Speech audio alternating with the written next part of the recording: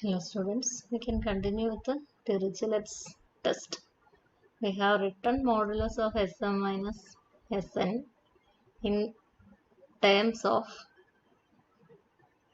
xn's, different xn values, and the bound of the partial sums of sigma yn. Sigma yn in the bound ആണ് b. അപ്പോൾ sigma yn in the terms of sigma yn ഒന്നും ഇവിടെ കാണാനില്ല. അതെല്ലാം bounded by B എന്നുള്ള B കൊണ്ട് അപ്രത്യക്ഷമായിരിക്കുകയാണ്. ഇനി നമുക്ക് എക്സനുകളേ ഉള്ളൂ. ഇനിയിപ്പോൾ എഴുതി വെച്ചിരിക്കുന്നതിലെ ക്യാൻസലേഷൻ നിങ്ങൾക്ക് തന്നെ കാണാവുന്നതേ ഉള്ളൂ. ക്യാൻസലേഷൻ എന്താണ് എന്ന് നിങ്ങൾക്കറിയാം. എക്സ് എൻ പ്ലസ് 1 രണ്ടെണ്ണം കാണുന്നുണ്ട്. Minus X N plus 2 plus X N plus 2, തൊട്ടടുത്തുള്ള X N plus 1 minus X N plus 2 ഒരു ബ്രാക്കറ്റ് ആയിരുന്നു. ഇതൊരുമിച്ച് വന്നതായിരുന്നു. k equal to N plus 1 കൊടുത്തപ്പോൾ k equal to N plus 2 കൊടുത്തപ്പോൾ കിട്ടിയ ബ്രാക്കറ്റ് ആണ്. ആദ്യത്തെ രണ്ട് ടേംസ് വേറെ വന്നതാണെന്ന് നിങ്ങൾക്ക് അറിയാം. അപ്പോൾ ഇതാണ് നമുക്കിപ്പോൾ ക്യാൻസലേഷനിൽ വരാൻ പോകുന്നത്. ഇവർ k equal to N plus 1 വന്നാണ്. ഇവർ രണ്ടുപേരും k equal to N plus 2 വന്നാണ്. k equal to N plus 1 x k plus 1 എഴുതിയപ്പോൾ x N plus 2, k equal to N plus 2 x k എഴുതിയപ്പം അതിൻ്റെ ഓപ്പോസിറ്റ് സൈനിൽ എക്സ് എൻ പ്ലസ് 2 തന്നെ വരും. മൈനസ് എക്സ് എൻ പ്ലസ് 3 അടുത്ത bracket open ചെയ്യുമ്പോൾ പോകും. അപ്പോൾ last bracket k equal to m minus 1-നുള്ളതായിരുന്നു. അപ്പോൾ അതിൻ്റെ എക്സ് എം മൈനസ് 1 അതിന് മുമ്പിലത്തെ ടേമുമായിട്ട് ക്യാൻസൽ ചെയ്യും. എക്സ് എമ്മിന് ക്യാൻസൽ ചെയ്യാൻ നമുക്ക് വേറൊരു ബ്രാക്കറ്റ് റൈറ്റിലേക്ക് വരാനില്ല. ഇനിയൊരു ബ്രാക്കറ്റ് ഓപ്പൺ ചെയ്യാനില്ല. k equal to m minus 1 എഴുതിയ ബ്രാക്കറ്റിലെ റൈറ്റ് സൈഡിലെ വാല്യൂ ആണ്. ഇത് അങ്ങനെ ക്യാൻസൽ ചെയ്യാനില്ല. പക്ഷെ നിങ്ങൾക്ക് നോക്കിയാൽ കാണാം എക്സ് എം ആദ്യം ഉണ്ടായിരുന്നു, X M minus X M. അപ്പോൾ അങ്ങനെ അവരെയും നമുക്ക് ക്യാൻസൽ ചെയ്യാം. Then we can write the value in terms of X N plus 1 only. That is modulus of sequence of partial sums of sigma X K Y K S M minus S ചുരുട്ടി എഴുതുക അതിനാണ്.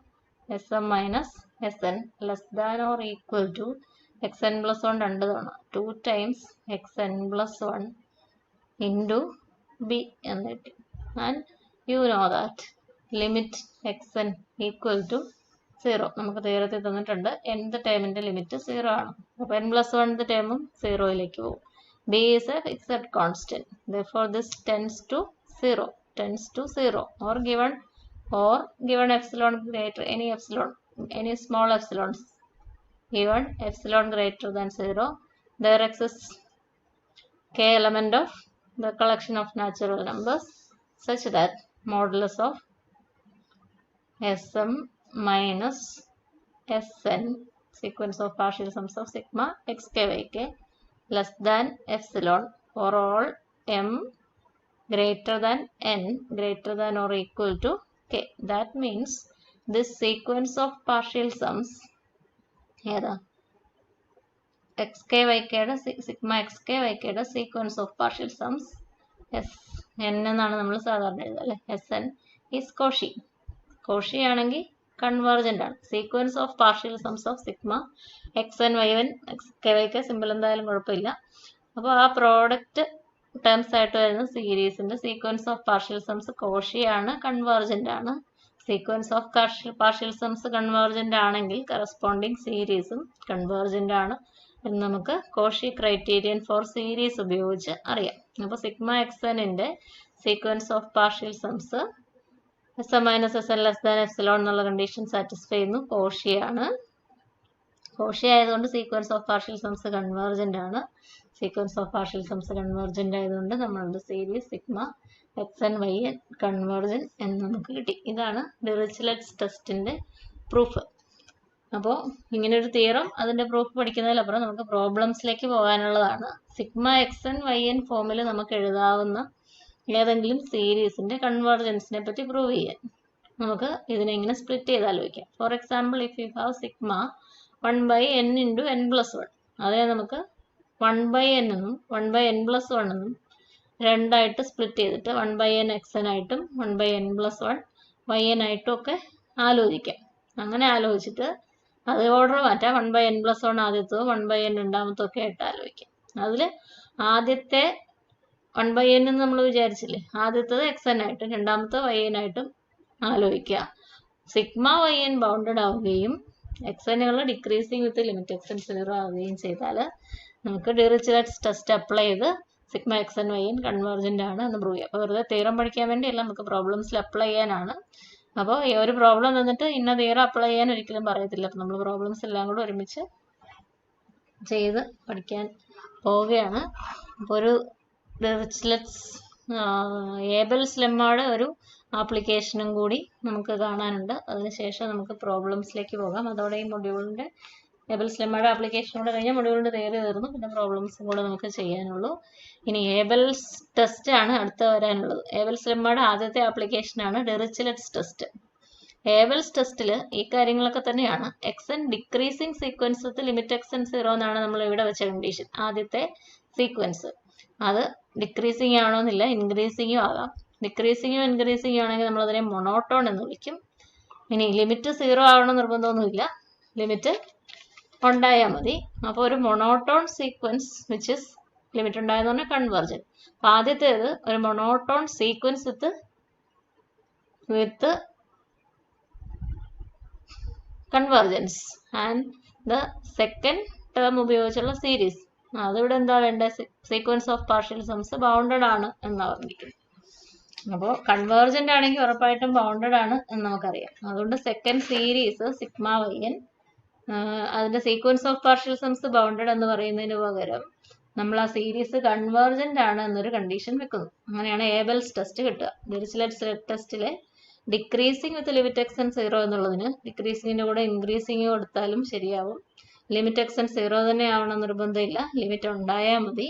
അപ്പോൾ monotone sequence which is convergent ആദ്യത്തെ part. രണ്ടാമത്തെ പാർട്ടിൽ sigma yn partial സംസ് bounded ആകുന്നതിന് പകരം സിഗ്മ yn കൺവേർജന്റ് ആയാൽ അതിന്റെ പാർഷ്യൽ സംസ് ബൗണ്ടഡ് ആയിരിക്കും. അപ്പോഴും നമുക്ക് ഡിറിച്ലെറ്റ്സ് ടെസ്റ്റിലെ കണ്ടീഷൻ, ഡിറിച്ലെറ്റ് ടെസ്റ്റ് തന്നെയാണ് അതിന്റെ ഒരു മോഡിഫിക്കേഷൻ ആണ്.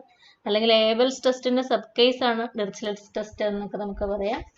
രണ്ടും Abel's lemma SM - SM sigma xk yk k = n+1 നമ്മൾ റീറൈറ്റ് ചെയ്തത് ഏബൽസ് ലെമ്മയിലാണ്. ഏബൽസ് ലെമ്മയുടെ ആപ്ലിക്കേഷനാണ്. അപ്പോൾ ഈ രണ്ട് ടെസ്റ്റുകൾക്ക് വേണ്ടിയാണ് നമ്മൾ ഏബൽസ് ലെമ്മ പഠിച്ചത്. അതുകൊണ്ട് നിങ്ങൾ ഏബൽസ് ലെമ്മയിൽ പഠിച്ച എക്സ്പ്രഷൻ തീർച്ചയായിട്ടും ഓർത്തിരിക്കുക. For m > n SM - SN equal to SM - SN എന്ന് ഏബൽസ് ലെമ്മയിൽ പഠിച്ചില്ല. SM - SN ആണ് ഇതെന്നുള്ളതാണ് അതിന്റെ പ്രാധാന്യം. SM - SN, SN കുറച്ച് കഴിയുമ്പോൾ n+1 തുടങ്ങി m വരെയുള്ള ടൈം ഏതാ? xk yk ടൈംസ് ആയിട്ടുള്ള series. Sigma k = n+1 m xk yk. അതിൽ ആദ്യത്തത് ഏറ്റവും അവസാനത്തെ മാറ്റി നിർത്തി xm sm. പിന്നെ -xn+1 sn എന്നൊരു ടേം എടുത്തു. പിന്നെ k = n+1 m - 1 നമുക്ക് xk - xk k+1 sk. അപ്പോൾ ഇവിടെ y കാണാനില്ല. അപ്പോൾ തന്നെ നിങ്ങൾക്ക് അറിയാം x1 x2 xn etc. അങ്ങനെ അത് നമ്മൾ സീക്വൻസ് ആയിട്ട് നിർത്തി.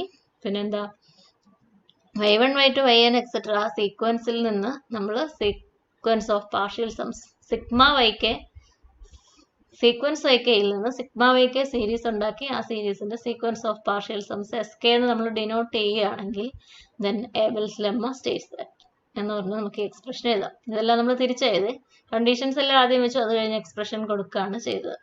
xn and yn are two sequences and the sequence of partial sum of sigma yk is denoted by sk.